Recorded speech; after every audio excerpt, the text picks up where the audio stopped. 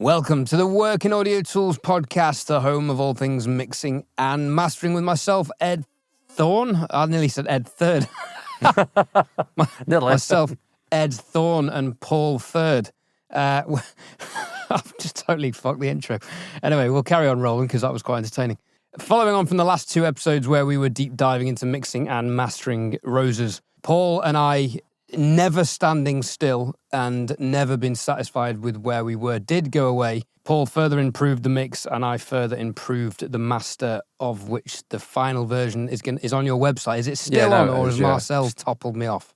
I've still got to listen to the two because I did hear Marcel's amended master today with my feedback, and it's a very, very tough decision. Very, very tough decision. A few days reflection on this one, I'd say. I mean, that in itself is a compliment from Paul Third. Totally, yeah. Trust me, boys and girls, theys and thems, for those who don't know Paul, that is a compliment. Brutal. In this episode, we thought we'd aim for a shorter episode, and I joked about making this one hit 20 minutes, and Paul's like, nah, whatever, bruv. Never happening with me, son. Never happening. 35 minutes at least. But we thought we would try and highlight the main benefits of headphones.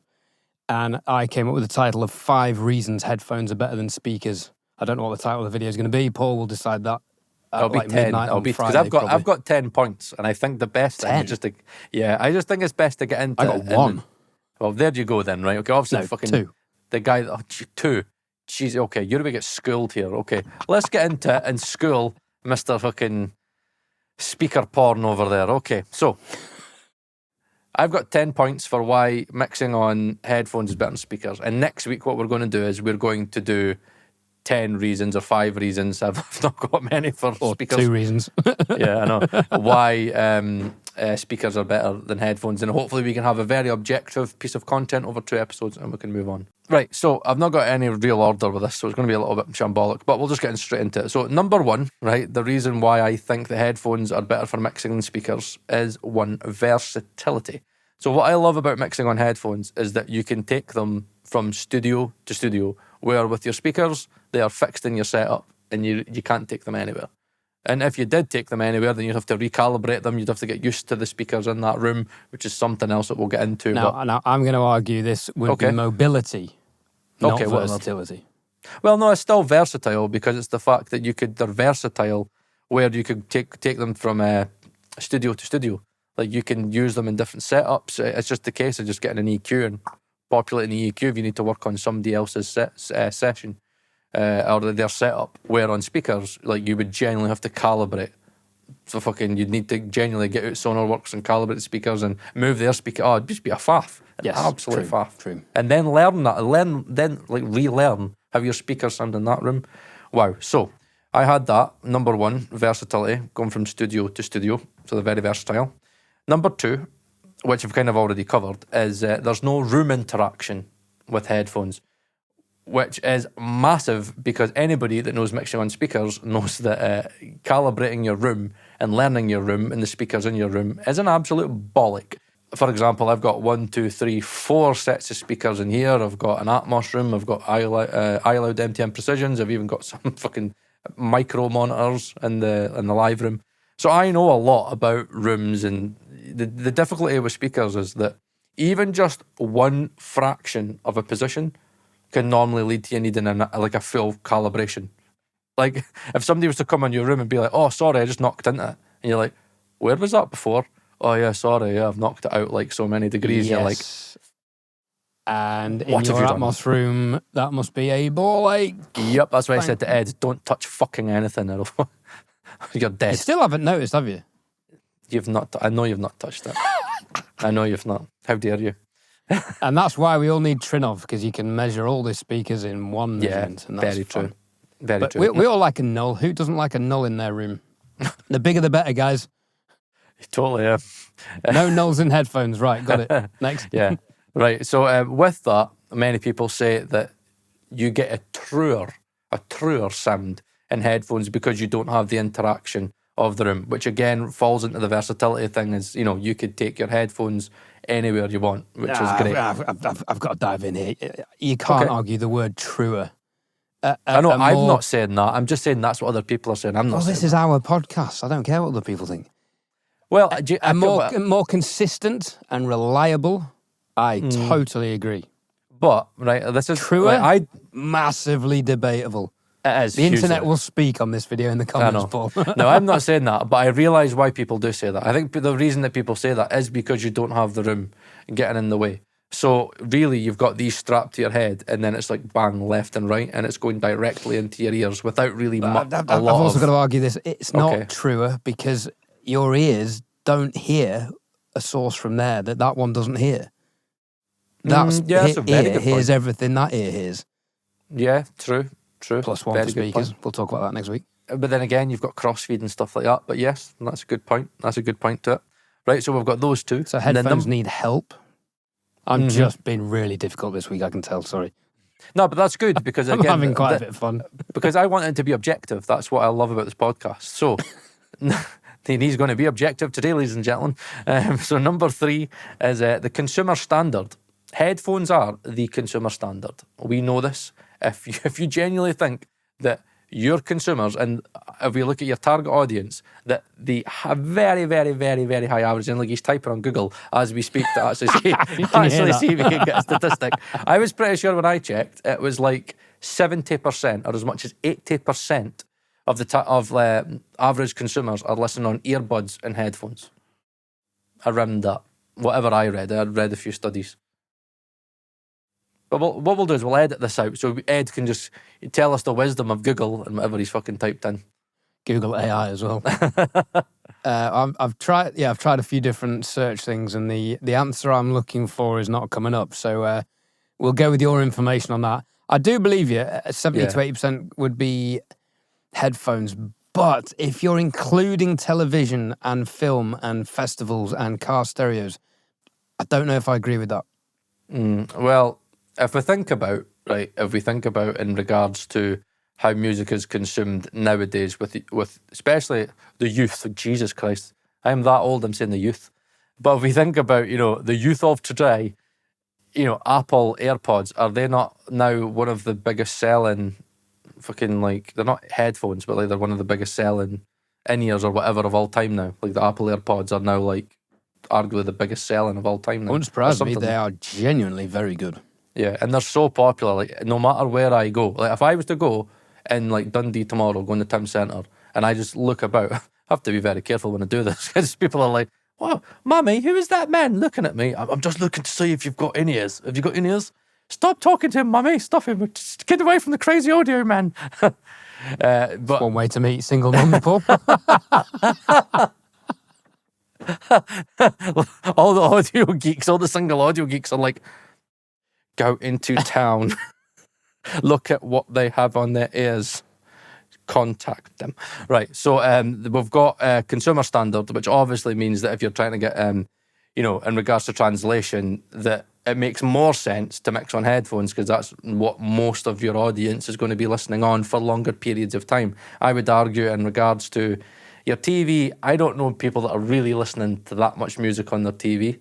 In the car stereo, again, it's a thing where like you're only in the car maybe for a short period of time. Like if you're in the gym or something, or you're going on a walk or you're going on a jog, you're going to have in-ears or headphones in, aren't you? I would argue you listen more on headphones than you do on speakers.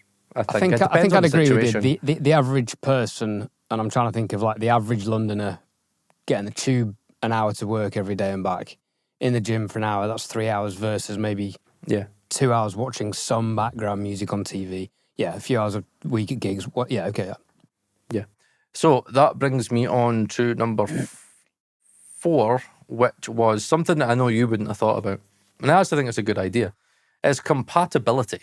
Now, the great thing with having headphones is me and Ed can do this because we have we did at one point, we had identical setups with the Ananda Nanos, is that if you're working with a producer, so you're a producer and you're a mix engineer, if you have the exact same setup, i.e. the exact same headphones, a similar DAC in their EQ, you're using the same EQ, then you're basically going to be able to have quite good compatibility with each other. So when you get the mix from the producer, you really can hear exactly what they were hearing.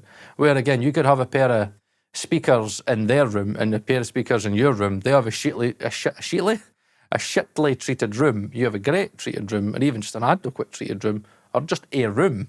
And, you know, what they hear in their room could be very different to what you hear. But if you have a pair of headphones and you're using the same EQ, you know, and just as high quality a DAC and headphone amp, then you can really have what I would class as almost kind of, I'd say that is more truer translation in regards to what each other are hearing. So as the mixer, you can send it back to the producer, and then, you know, they could sit there and go, yeah, okay, I can hear exactly what you've done to the mix, and the two of you are on the same page. But you can't do that with speakers. It's impossible. You actually cannot do it with speakers, can you? Could you argue that differences in hearing would void that anyway? But then it's limiting the variables, isn't it? You know what I mean? Yeah, fair point. So when me and you do mixes, a lot of the times you'll listen on the nanos, I'll listen on the nanos, and me and you have this thing where we both kind of know exactly what the two of us are hearing. Like, we can hear in the same way, which I think is a big benefit for mixing, and especially when you've got like the Hifiman and the nanos that, I mean, the fact that they're down to like 400 and odd quid now, and maybe even cheaper, it's ridiculous. I'm still getting messages weekly from people who have bought a Nanda Nanos and are like, it's just changed the game for me, mixing on headphones. It's fucking ridiculous. Yeah, it's changed the game for me. Got to say, Paul. Yep. So, number 5. Hey there, Ed here. You may recognise my voice from doing all the other DistroKid advert segments. This time I didn't want to just do a typical advert talking about stuff to do with DistroKid. I actually wanted to give you my feedback about the service because I genuinely do use DistroKid for uploading my music. And I know Paul does, and it turns out Dan Worrell does as well. I've used DistroKid since 2019. As you can see on the screen, I have 6 releases so far. It is genuinely super easy to use. The tracks get into Spotify within 24 hours, which is remarkable. Apple Music takes a little bit longer. I'd suggest giving that 10 to 14 days. The Hyperfollow links are really useful for advanced promotion of your tracks. And the promo cards are really great visual aids for social media promotion. Ooh, I particularly like that one. DistroKid collect all the royalties from your streaming services. And here you can find an itemized breakdown of where all your income has come from. There's also a DistroKid referral where you can save your friends $10 per sign-up by creating your own VIP referral link. Now, I know, speaking of Hifiman and Nanda Nanos, and I did not mean this, but it is going to seem like a really good transition, is headphones are better for judging the low end. This is even top mixers in the world, even though they've got like really expensive speaker setups, they'll always judge their low end. Or most mix engineers I know will judge their low end on headphones. And good pair of headphones at that. I can't disagree because I had a very expensive time realising that mixing low end on speakers was a shit idea. Now, to achieve this, it's not just as easy as getting any pair of headphones because, again, the reason that we choose the Hifiman and Nanda Nanos is that they're very low distortion. We always advise, if you're going to mix low end, mix on planars. You can mix on dynamics, but with the design of planar magnets, you'll get cleaner response in the low end. You get the slam of the low end. It's more detailed. I mean, I'm sitting in front of me going like, there's like the Hifiman HE1000 SEs and then LCD MX4 beside it. Again, all the Hifiman planars are just awesome in the low end, but especially the Nanda Nanos. So you can't get it with every headphone. That'll be objective there. But if you get a good pair of planars, you'll really, really be able to hear the low end consistently. Because the problem is that for a lot of people, when they're mixing in their room, if you've got, say, like a pair of 5-inch speakers, right, they're only going to go down to a certain frequency. And in regards to low end is very mono. And, you know, if you've got issues in your room, you are going to hear it in the fucking low end. You know what I mean? Obviously, the low end's going to dissipate, and that's the reason you need to, it's just a bollock, right? Watch that episode that we've got with Yesko regarding room acoustics, and there's even another video that we've done discussing our experiences, the things that we learned with room acoustics. We'll see if we can maybe leave a link in the description. So with obviously headphones, as we mentioned earlier, you don't have that room interaction, and you can just hear the low end and hear it really detailed, and you can get good translation that way. That's what we found anyway.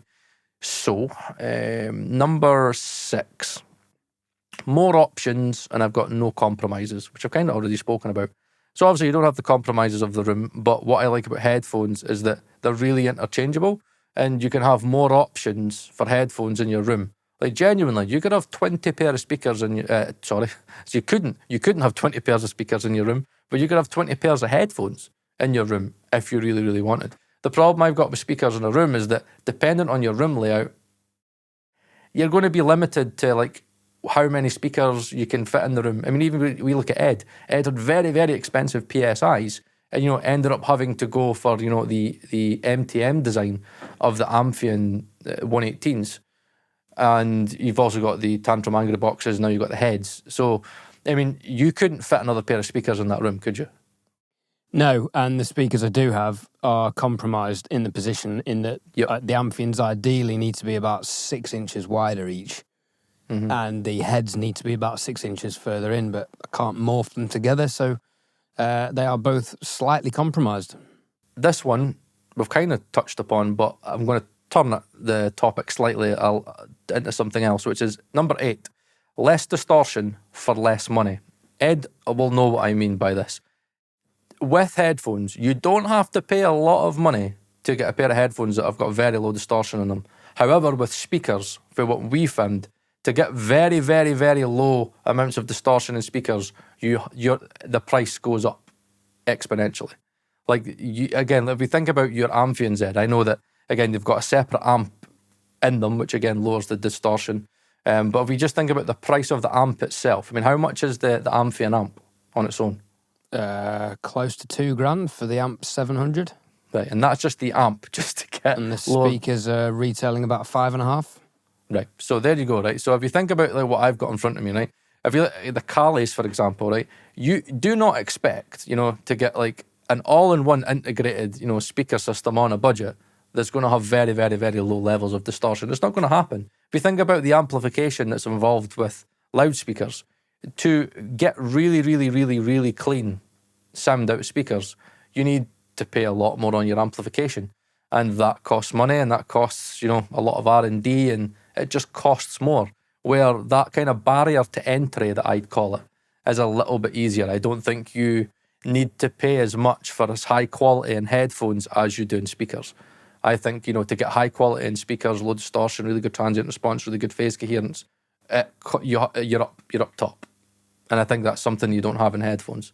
Yep, I agree. And just to further that, you actually touched on a point that you inspired me to think of earlier, which is headphones offer more fidelity for hearing distortion. Yeah. I think, because there's less influence from the room. It's right there in your ear. And especially, the planar magnetics, these Hifiman, not these ones, sorry, the nanos and under nanos, they just highlight every little detail. Speakers can also be subjective, as the PSIs were, to harmonic distortion actually becoming part of the sound. Mm-hmm. And I had to do pretty extensive testing. I suspected the port design was causing harmonic distortion in the low end, which was affecting how I was mixing it, which I listened back to some mixes from about a year ago, and it definitely was. And it was all part of the rich sound. I wasn't identifying it immediately as harmonic distortion. I then did some testing and realized it was. That corroborated my theory. But in headphones, you have more fidelity for hearing it in the first place. I mean, would you say that a little bit more of a truer sound? Is that what you're kind of... No, I would say less influenced by physics. Okay then, yeah. Now, by the way, that's a debate in itself, isn't it? I was just about to say... Let's not go down that rabbit hole. Because, by the way, just to make it clear, right, even though there's no room interaction, there's still reflections that go on in headphones. There are like phase issues that can happen in headphones. They're not perfect. They're not ideal, right? So just be very aware. If you look at headphone frequency responses, you will see, dips and fucking blah, blah, blah, and there's resonances that can happen. So we've got that, and that kind of covers, again, the more options. Again, so there's kind of less compromises because you can get more headphones for more value for money. Where, if you want to get, really, really high quality speakers, you need to spend as much as Ed has. Which, I mean, how much is that all together with your Amphions, the Tantrums, and the heads? Was that about 12 grand or something like that? 10, 12? They would retail at about 11 or 12.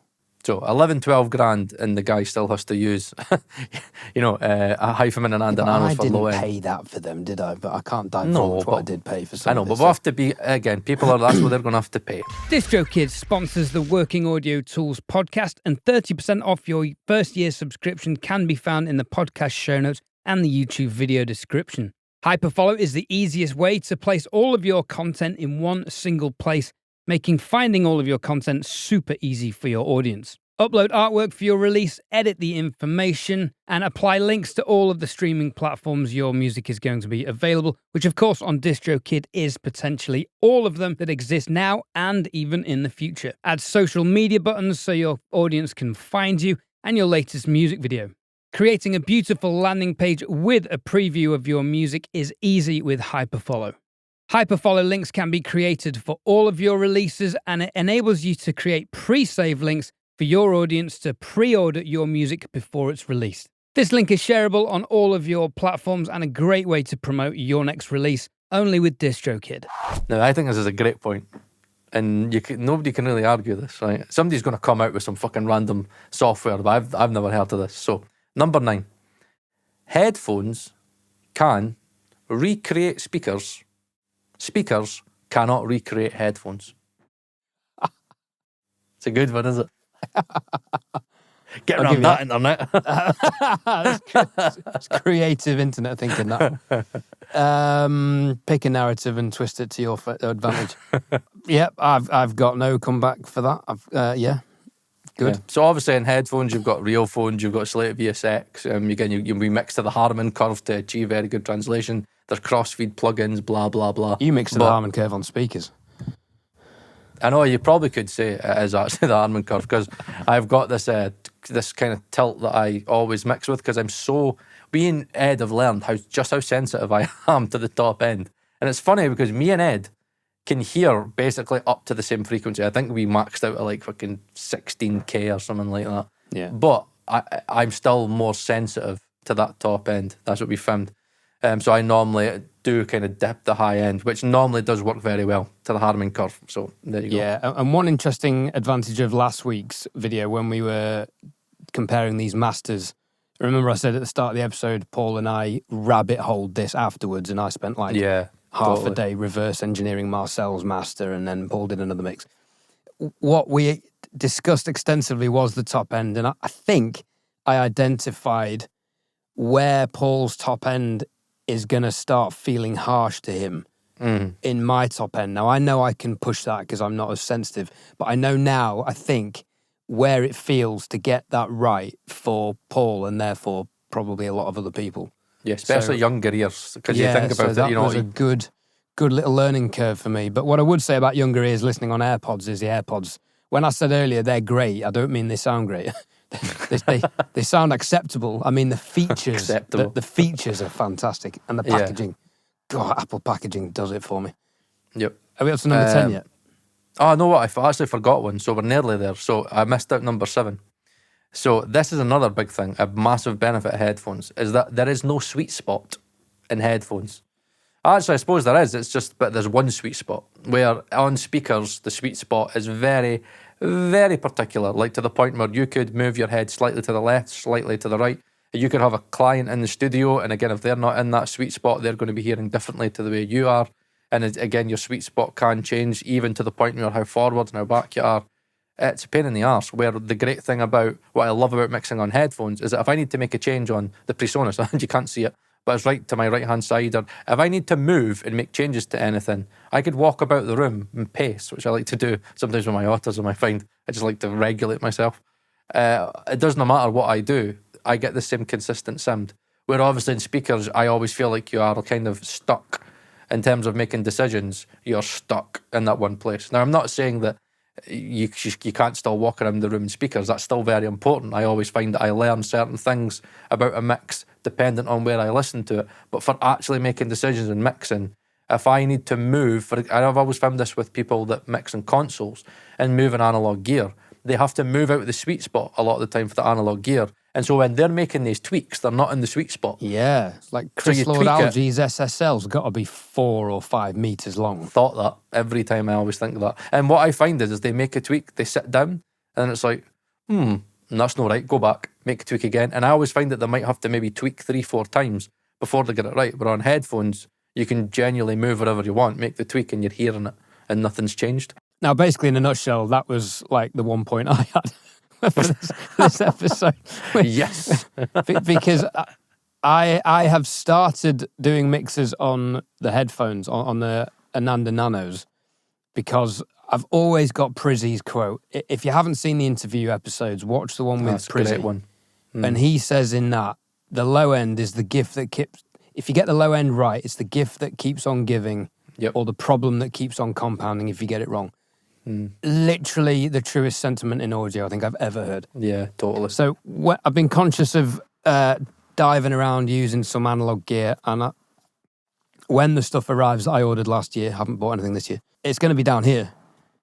And I'm going to be moving outside of the sweet spot. Now on the Amphions, if I go horizontally, it's fine. That's quite wide. That's an important point to make. If I go up and down, I go out of the sweet spot. The heads are a bit better, so for the analog work, I've been moving around. Like I might crouch in here and kind of lean in and look at something tiny on the Wes Audio. And the heads are good because they've got a good dispersion. But I've started using the Ananda Nanos and keeping them in and moving around because the sweet spot doesn't move. You cannot deny the use and value of that. 100%. Yep. And just to say, when Paul and I are banging on about the Ananda Nanos, we are not sponsored by them or joking. Yeah, we really aren't. They're just genuinely that freaking good. Yeah. And when I say I genuinely get like a message a week, I'm not joking. Like I'm still to have somebody come back to me and go, Paul, these are shit. It's never happened yet. Right. I've had a couple of people say they're bright, but tune them to Harman and it fixes it. Oh, voila. Right. So I think, Ed, that I've only got one more thing to do. So I've covered 9 points so far. I think we've covered a lot of things. Oh, I've got one. Oh, good. Go. 'Cause I was like, oh, fuck, Ed's been silenced this entire podcast episode. Sorry, I was too busy script writing for a video today. I got carried away. You can work at night and you can work in acoustically compromised rooms with neighbours. Was that your number 10? You're a bastard. How did you know that was the last one? I didn't know. It's just like most obvious one for headphones. Yes, number 10, mix without pissing off neighbours.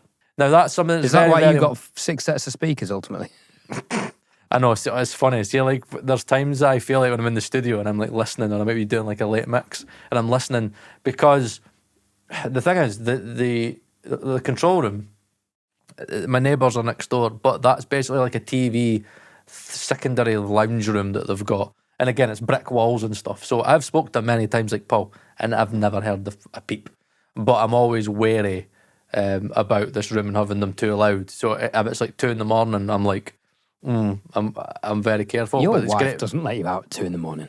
There's been times, don't Ed, lie to our lovely listeners. There's been times that she's been away and I've been able to stay in the studio late. But the good thing about the Atmos room is that there is genuinely no neighbours. So when me and Ed were in that room, I had it cranked. I was like, fuck, it doesn't matter what time in the morning it is, I can do what I like. But many people are not in that place. And look, I think one of the biggest benefits to mixing on headphones is that it's one of these things where you're not allowing the tools define when and where you can create. Speakers do have that kind of issue where if you've got neighbours, and especially if you're in a flat and you're up, down, even fucking left and right, you can't be mixing at like 85 dB SPL with a sub. Like Jesus Christ. Like if you try doing that, I mean, you'll have very, very unhappy neighbours, and the last thing you want is to get noise complaints. And the last thing you want to do is piss off your neighbours because you've got to live with them, you know what I mean? And yeah, if you can mix on headphones, you could listen as loud as you like without fucking doing your eardrums in. But you can listen loud and you can enjoy fucking the sound of mixing loud, and then you can mix to your heart's content and not worry about your neighbours. If there's a fire, then yes, be very careful and always have a lookout, because we actually had this in the college this week where I've got, with my autism, I've got wireless headphones. So I managed to wangle wireless headphones in the college. So basically, if things get really noisy and maybe things get a bit like, well, this is a bit too much, I can pop on the headphones and it's okay. But one of the things that the health and safety had to say about it was, Paul, what happens in a fire if like there's a fire or evacuation going on, you've got your headphones blaring, you don't hear it, you're in the back store, and you know what I mean, you die, basically. So we had to figure that out. But yeah, so that's the only thing I would say, the only caveat to mixing on headphones is, hopefully it never happens, for something like that happens and there's a fire or something serious happens. But, even just the amount of times, Ed, my wife hates this, the amount of times I have missed the door. She's like, Paul, we've got a very, very important delivery coming today, right? Just be in the house. I'm in the house, babe. I'm in the house. boom, and Andanaro's on. 3 deliveries missed. She's like, you were in the house. How did that happen? I was like, okay.